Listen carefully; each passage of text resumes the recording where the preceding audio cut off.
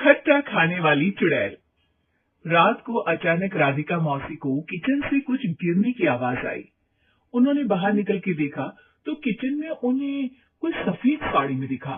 वो चीख पड़ी, भगवान, आलतू जलालतू आई बला को टालतू, आलतू जलालतू आई बला को टालतू। राधिका मौसी को चीखते सुनकर श्रवण बाहर आता है भागते हुए। अरे माँ, क्या हुआ? क्या देख लिया? दादी माँ आ गई क्या सपने में? अरे बेटा, रसोड़े में देख तो कौन है? श्रवण रसोड़ी में झांक कर देखता है और उसे कोई नहीं दिखता अंदर। अब रसोड़ी में तो कोई नहीं है माँ। कोई सफेद साड़ी में नहीं है क्या? नहीं माँ, कोई भी नहीं है। चिल्लम चिल्ली की आवाज सुनकर काजल भी वहां आ जाती है। अब क्या हो गया माँ जी?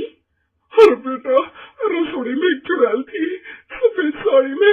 अरे क्या कर रही थी वो अंदर?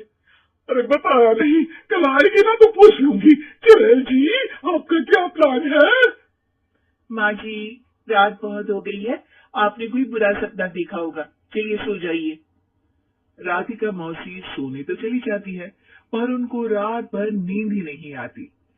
वो कुछ भी उलझुल बातें सोचने लगती है। कहीं चुड़ैल की वजह से तो घर में टेंशन नहीं हो रहा, कहीं उसी की वजह से तो वो दादी नहीं बन पा रही। सुबह जब राधिका मौसी रसोड़े में छानबीन करती है तो पाती है कि नींबू का अचार गायब है। चुड़ैल नींबू का अचार ले गई? मुझे तो ठीक नहीं लग रहा कुछ। चुड़ैल को भी पता है कि जिंदगी का असली मजा तो खट्टे में ही है। राधिका मौसी झट से श्रवण को फोन कर देती है। बेटा, मुझे समस्या समझ में आ गई है, हमें एक तांत्रिक की जरूरत है। अरे क्या बोल रही हो माँ, तांत्रिक की क्या जरूरत है? आप पूजा पाठ तो कर ही रही हो ना। आलतू जलालतू मंत्र सारे फालतू जैसे कुछ मंत्र पढ़ो, चली जाएगी अपने आप चुड़ैल। अरे नहीं बेटा, कभी चुड़ैल को कम नहीं समझते। अरे तुझे पता भी नहीं चलेगा कि कभी वो छल करके काजल की जगह घर की बहू खुद बन जाएगी। क्या माँ, कुछ भी बोल रही हो? कहाँ काजल और कहाँ चुड़ैल? वैसे एक बात बताओ, काजल को अगर गाने के लिए बोल देना तो चुड़ैल काजल की आवाज सुनकर घर तो क्या, धरती लोग छोड़कर चली जाएगी। तुम ना पढ़े लिखे बच्चे हर चीज को मजाक समझते हो। तुम रहने दो, मैं खुद ही तांत्रिक को बुला लेती हूँ। अच्छा सुन, शाम को इमली लेके आना। क्या है कि चटनी खाए बहुत दिन हो गए है ना? नहीं माँ, इमली तांत्रिक से ही मंगवा लो ना, आटा वगैरह भी उसी से पिसवा लेना। देखो मुझे काम करना है।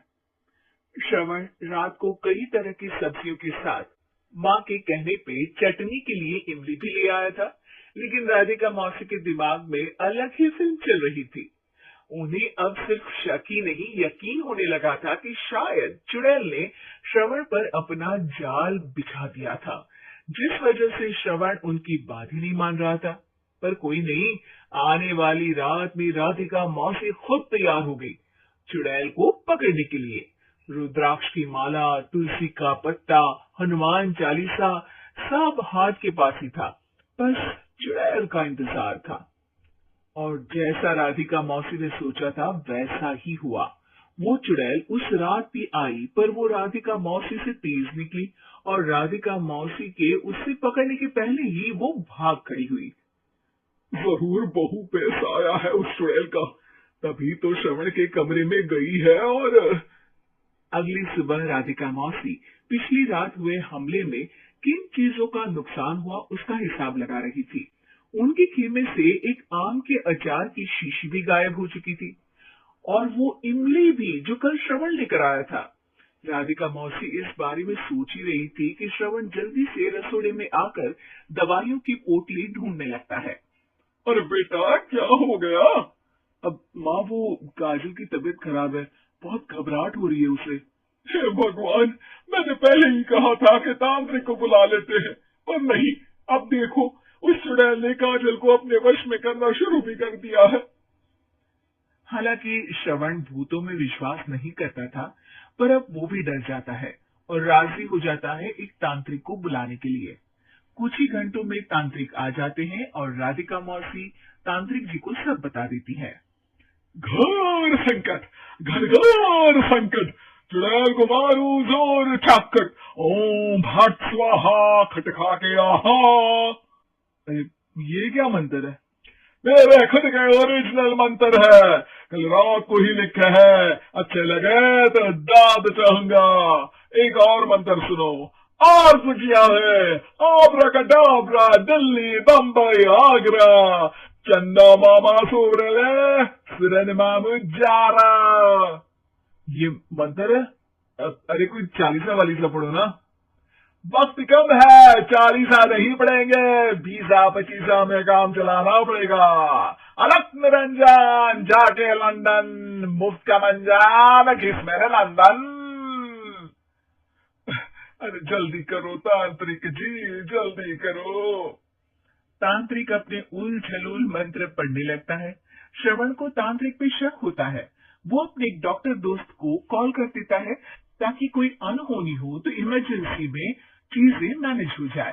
तांत्रिक धुनी रमाता है, जिसकी वजह से कमरे में काफी धुआं हो जाता है और जिसकी वजह से बहू की घबराहट बढ़ जाती है। अब भागेगी चुड़ैल। हाँ। बहू खांसते हुए धुएं से बचने के लिए बाहर चली जाती है। अरे भाग रही है, भाग रही है। पीछे पीछे श्रवण भी जाता है। बहू एक सोफे पर बैठ जाती है।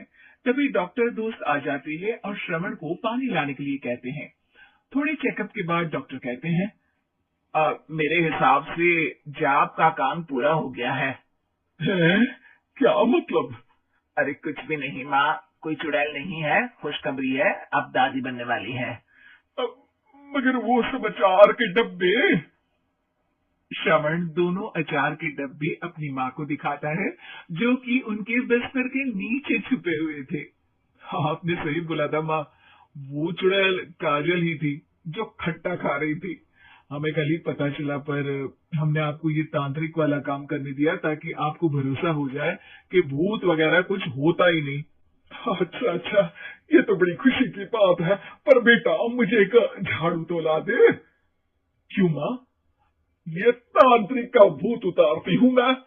अब तांत्रिक राधा मौसी के डर से घर से भाग निकलता है और राधा मौसी उसके पीछे भागती है।